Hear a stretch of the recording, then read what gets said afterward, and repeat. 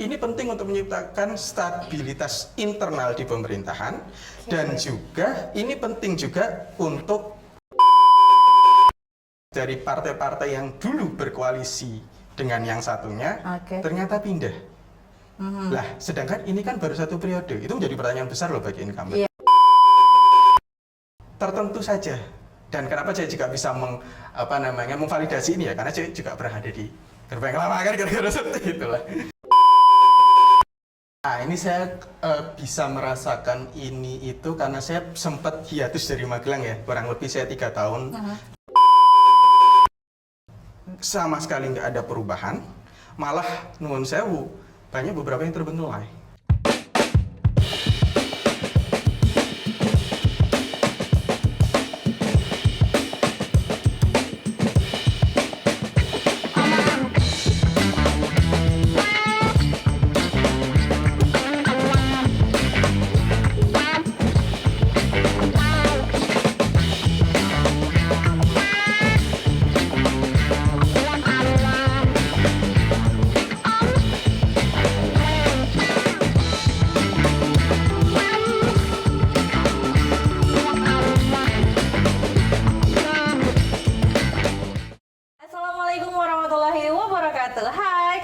Barengan aku Jeng Novi di sini. Di mana lagi kalau bukan di Mas Damar Podcast. Nah, hari ini bertepatan dengan Hari Sumpah Pemuda 28 Oktober 2024. Ada tamu spesial yang agak kinyis-kinyis kalau kemarin senior-senior berwibawa ya. Ini mas-mas yang benar-benar menggambarkan sarang pemuda masa kini gitu ya. Siapa dia? Langsung kita kenalan. Halo, Assalamualaikum Mas Dendi. Assalamualaikum warahmatullahi wabarakatuh. Iya. Boleh dong kenalan langsung deh sama netizen di rumah nih gitu. Yang bakalan kepo sama Mas Dendi. Mau nggak? Oke, apa perkenalannya? Nama tanggal lahir saya. Masih single? Enggak ya, alhamdulillah sudah laku. Oke. Ya, nama saya Muhammad Mahfud Dendian Mas Hendiardino. Panjang Mbak, kalau bisa ngulangi langsung kasih hadiah. Jangan, panggilannya Dendi aja. Ya, panggilannya Dendi. Alhamdulillah saya lahir di Magelang. Kemudian sekolah di SD di Magelang, kemudian SMP-nya ke Kabupaten, SMA-nya keluar Magelang.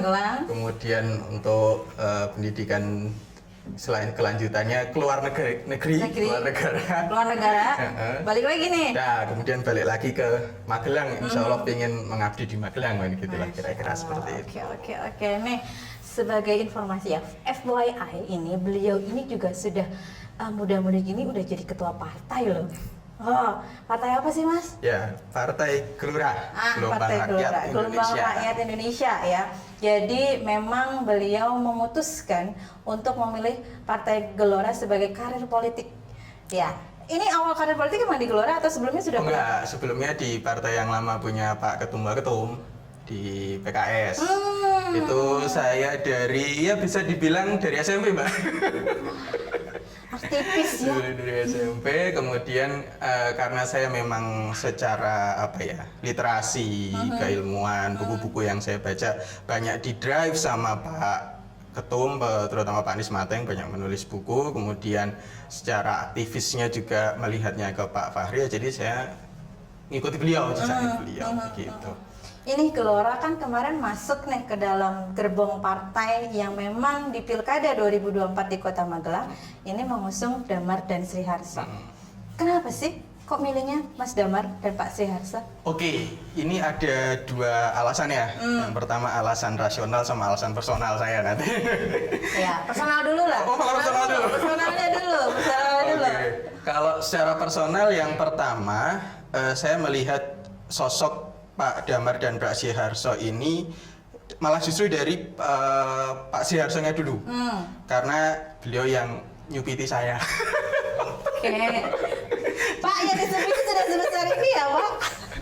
Nah, itu satu sisi, tapi insya Allah kita sebagai orang Magelang yang memang asli Magelang, siapa yang nggak kenal beliau? Betul. Kiprah beliau di Magelang seperti apa?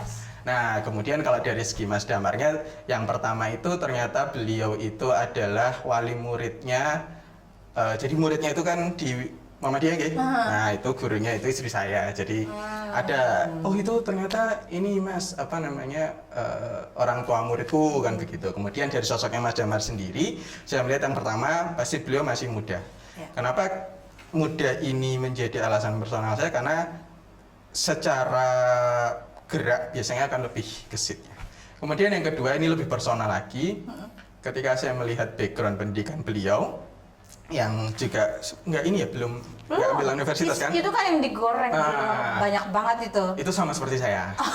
Jadi ini nggak personal sekali jadinya. Jadi saya memang memutuskan ketika di Madrasah Aliyah ya, saya di Jawa Barat di Kuningan di Pondok, itu ketika naik kelas 2 itu saya memutuskan memang untuk tidak melanjutkan formal, belajar secara formal. Kemudian saya mengambil jalur informal, homeschooling, dan itu menjadi homeschooling pertama bisa jadi di Magelang ya. Karena habis itu saya banyak jadi narasumber, saya dan orang tua saya banyak ditanyain gimana kok bisa homeschooling, sampai akhirnya kena COVID. Yes. Akhirnya pada homeschooling semua kan? Booming dong homeschooling, karena saya salah satu pengajar homeschooling juga. Nyambung. Nah, tapi itu sama sekali tidak ada hubungannya sebetulnya antara pendidikan formal dengan pencapaian. Karena kalau yang dibilang Pak Rocky Gerung, sekolah itu tidak menandakan orang pernah berpikir, tapi mungkin pernah belajar iya, tapi kalau berpikir belum tentu. Dan apa yang menunjukkan dia pernah berpikir atau tidak ya lihat kiprahnya di masyarakat. Dan ternyata ketika saya ulik tentang Mas Damar, memang mungkin masyarakat Magelang kurang tahu beliau. Tapi ternyata ketika saya melihat ke yang lebih atas, di atasnya masyarakat para elit, ternyata malah sudah kenal semua elit-elit. Sudahlah cocok ini sudah. Ya, itu yang namanya kalau sekolah tuh nggak menjamin ya kita orang yang sekolahnya tinggi belum tentu bisa berhubungan, bersosialisasi dengan baik, ya kan? Punya teman banyak gitu, belum tentu gitu ya. Dan ini personal ya. Betul, personal. Sekarang yang rasional. Oke, nah secara rasional, yang pertama tentu kita akan melihat konstelasi politik khususnya di Magelang saat ini. Walaupun itu pasti akan terus berhubungan juga dengan konstelasi politik nasional. Nah, kalau saya melihat dari segi kekuatan politiknya yang kemudian saya analisis dari beberapa variabel itu, yang pertama kita di Magelang.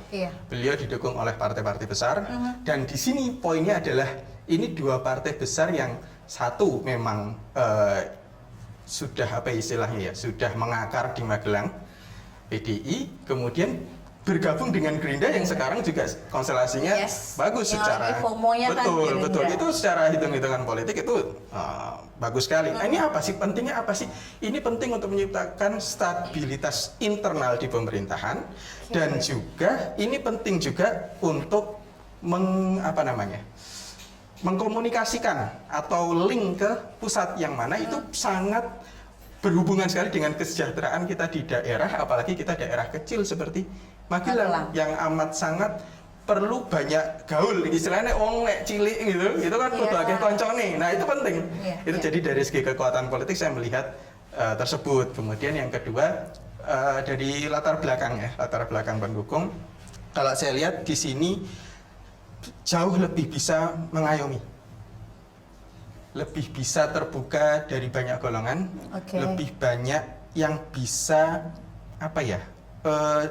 dibantu gitu loh, difasilitasi. Jadi ini tidak terlihat seperti hanya memiliki pilih satu golongan gitu loh. Yang satunya nama enggak? Kalau ini pengalaman ya, kalau saya lihat kan sebetulnya itu bisa terbaca juga dari kan sebetulnya banyak dari partai-partai yang dulu berkoalisi dengan yang satunya ternyata pindah. Lah, sedangkan ini kan baru satu periode. Itu menjadi pertanyaan besar loh bagi incumbent. Iya, satu periode. Dan sekarang sudah berbondong-bondong gerbongnya berpindah. Betul. Itu sebenarnya menjadi pertanyaan besar. Itu dari segi yang elit di politiknya gitu kan. Di segi bawah, di masyarakat bawah, kita kan juga melakukan riset kecil-kecilan kan. Apa sih yang dirasakan sama masyarakat bawah? Ternyata ya memang hanya tertentu saja. Dan kenapa saya juga bisa memvalidasi ini ya, karena saya juga pernah ada di gerbang lama kan, kira-kira seperti itulah. Begitu. Ya, jadi sebenarnya berarti ada isu-isu yang bukan isu ya kalau seperti itu, hal-hal yang memang dirasa itu ternyata butuh dievaluasi. Iya, betul. Oke, kalau tadi rasional dari segi politis ya. Oke, kalau sekarang kita tarik ke masa periode wali kota yang sekarang. Oke. Kalau Mas Dendi sendiri melihatnya seperti apa? Oke, ini saya bisa merasakan ini itu karena saya sempat hiatus dari Magelang ya, kurang lebih saya 3 tahun ke Mesir. Kemudian saya melihat masa terakhir pemerintahan Magelang itu ada di tangan Pak Sigit. Oke. Dan itu juga saya sedang aktif-aktifnya juga di politik juga saat itu. Itu masih di yang sebelum ya, Gelora? masih di yang lama, karena pun belum ada waktu itu, belum ada. Nah, itu saya melihat pembangunan itu terasa betul. Kemudian impact-nya ke masyarakat itu terasa betul.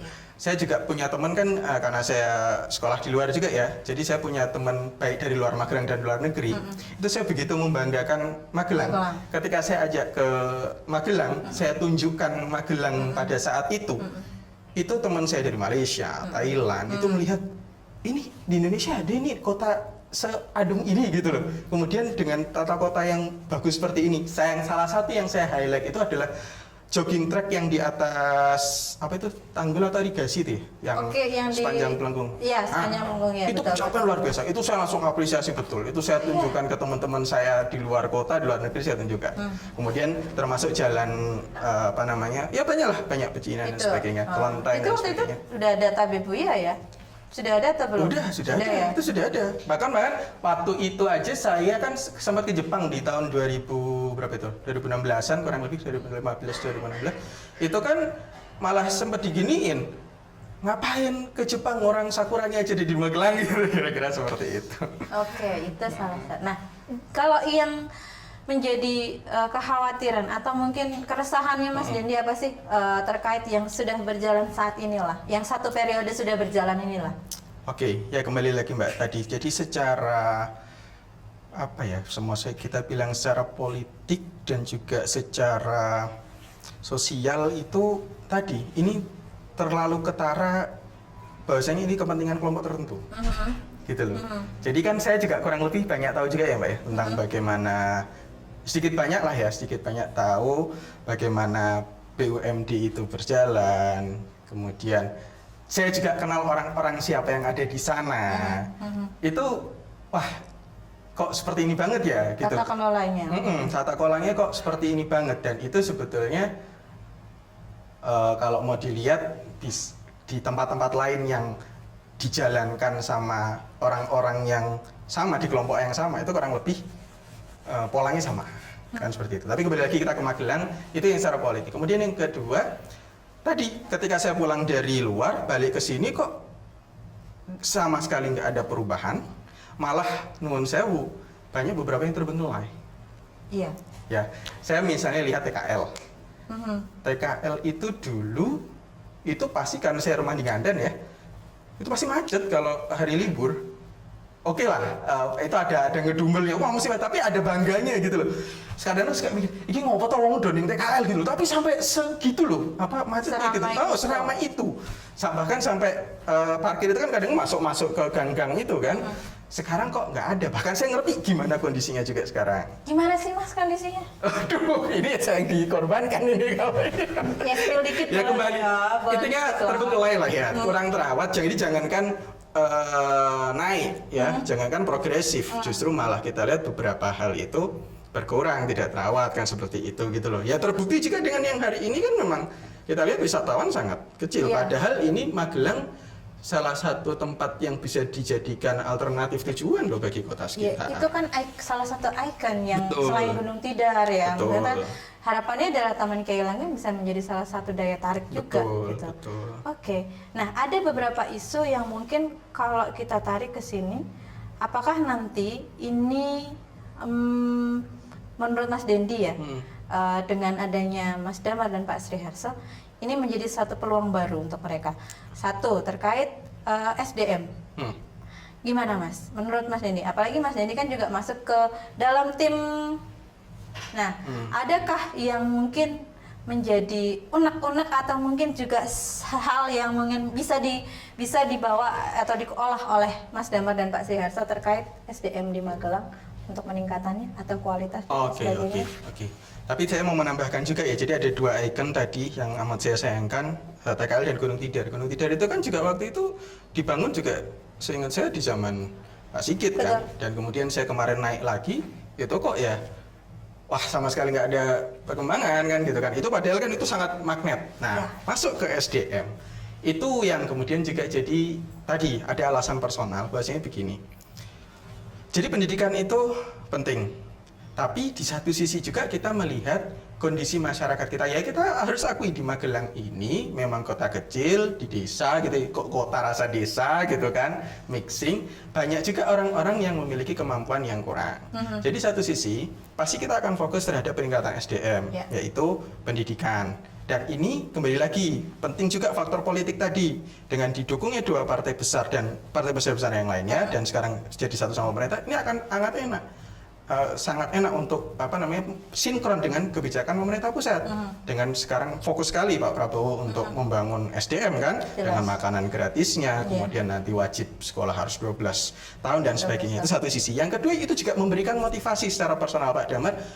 Kowe sing ning desa pun misalnya pendidikannya juga sudah terlanjur kurang gitu ya, karena memang mungkin dari usia atau apa, bisa sukses loh. Karena pendidikan itu nggak ada hubungannya langsung dengan kesuksesan. Memang pendidikan akan memberikan lebih banyak pilihan atau meningkatkan peluang untuk sukses. Tetapi dengan tidak adanya satu faktor ini, nggak kemudian untuk faktor yang lain. Begitupun juga dengan saya. Kenapa saya bisa cerita seperti itu juga? Ya saya bisa ke mana-mana gitu. Dan Mas Damar salah satu sosoknya yang memang itu tadi ya, bahwa seberapapun level tingginya sebuah pendidikan nggak menentukan suksesnya, gitu kan.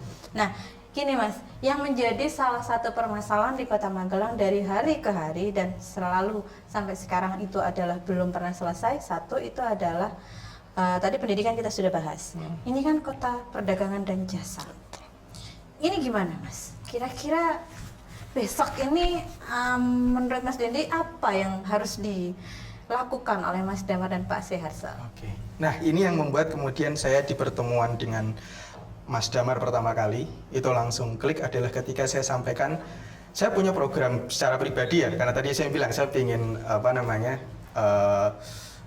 mengabdi untuk Kota Magelang, maka saya punya rancangan kalau ya orang next wali kota itu harusnya kita gitu loh, kapan kita masuk politik kan, puncaknya di eksekutif. Tapi saya punya program yang kalau ini bisa dilakukan oleh siapapun no problem, dan ini kalau nggak punya pikiran yang advance, yang canggih, ini nggak akan diterima. Yaitu apa?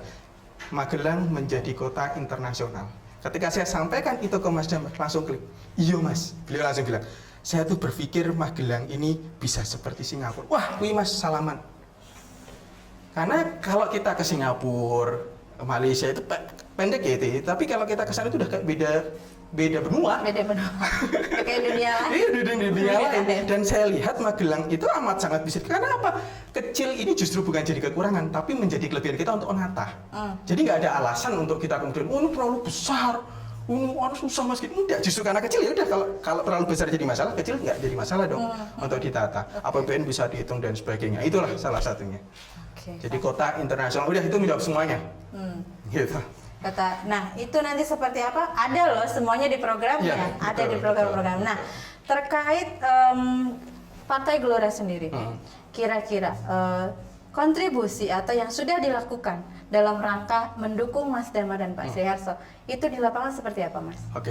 Jadi saya sampaikan ke Pak Damar, Pak Seharso, saya bilang, saya ini orang jadi politisi yang banyak ngomong itu nanti besar itu. Enggak, kalau bicara suara di Gelora ya kelihatan kemarin di pileg bagaimana gitu kan. Tetapi secara program narasi itu kita gaungkan terus. Nah, mana sekarang kita tahu kekuatan kita di mana sih. Jadi kalau ini sebuah tim kan ada yang tim yang memang bagus secara suara besar, masyarakat mengenal, tapi ada juga yang memang keahliannya di programming. Nah, kalau sekarang mungkin kita di programming gitu ya, di belakang layar bagaimana membuat narasi, membuat program-program yang ada. Nah, itu yang kemudian kita deliver ya tadi, kota internasional, kemudian meningkatkan kualitas pendidikan. Itu kita sampaikan program-program itu ke masyarakat. Dan itu kemarin masuk ya di ternyata di naskahnya rekomendasi dari Muhammadiyah ya, dari Muspimda ya. PDM. Ya, di PDM Muhammadiyah ya. Pengurus Muhammadiyah ya. Karena kan saya juga termasuk kebetulan termasuk pengurus di situ dan ikut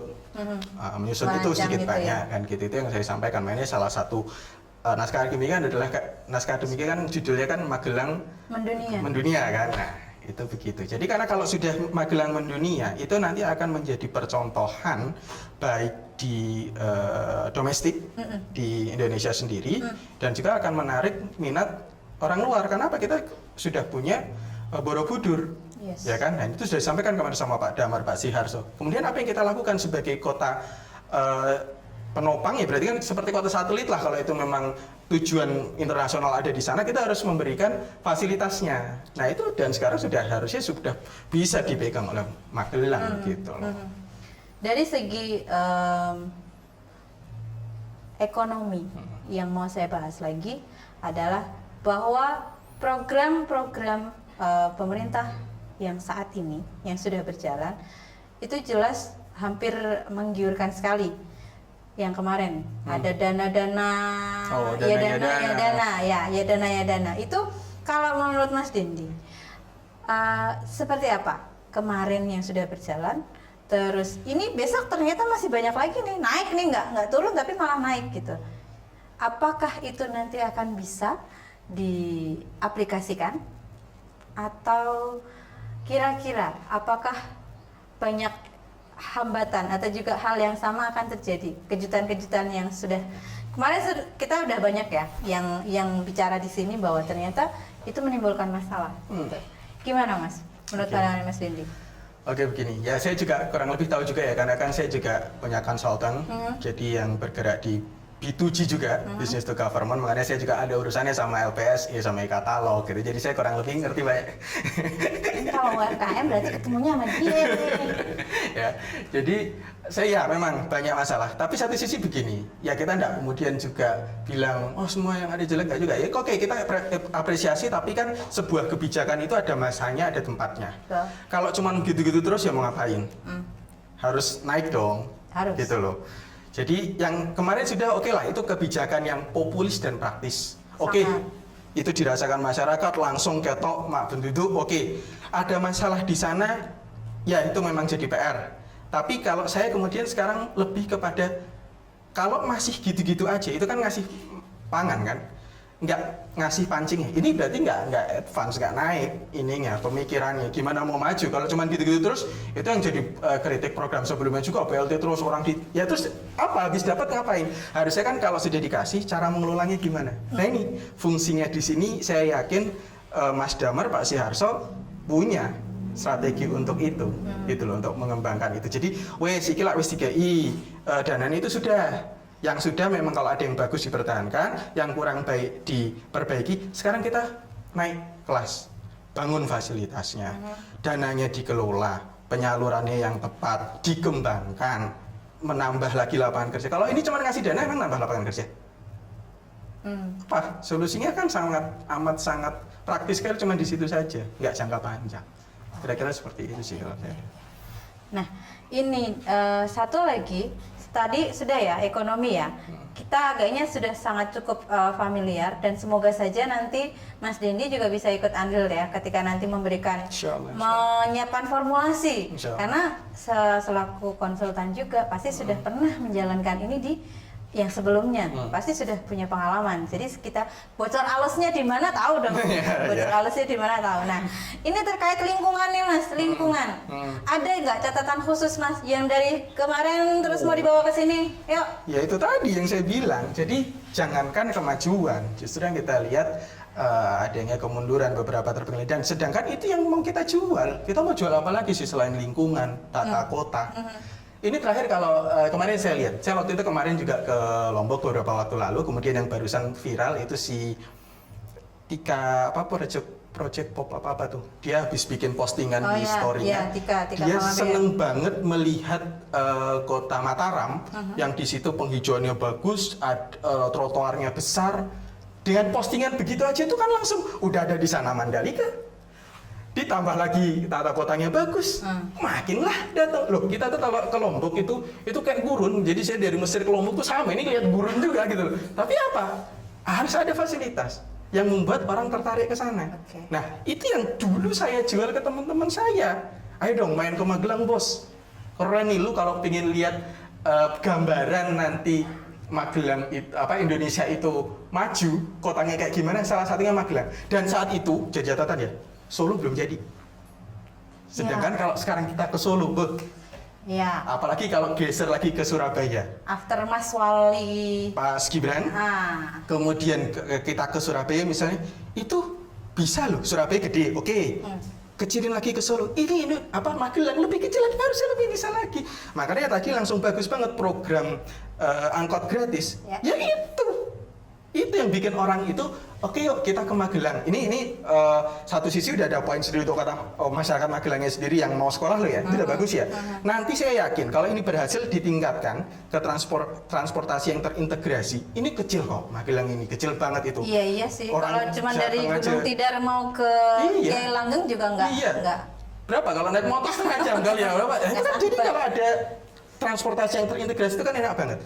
Saya itu ya kembali lagi Mbak, kita cek lah ya, nggak usah keluar negeri, ke Surabaya, ke Solo, itu aja kan udah bisa. Kita naik transportasi umum, turun dari terminal, karena kita punya terminal ya, itu harusnya orang sudah nggak berpikir lagi mencari kendaraan.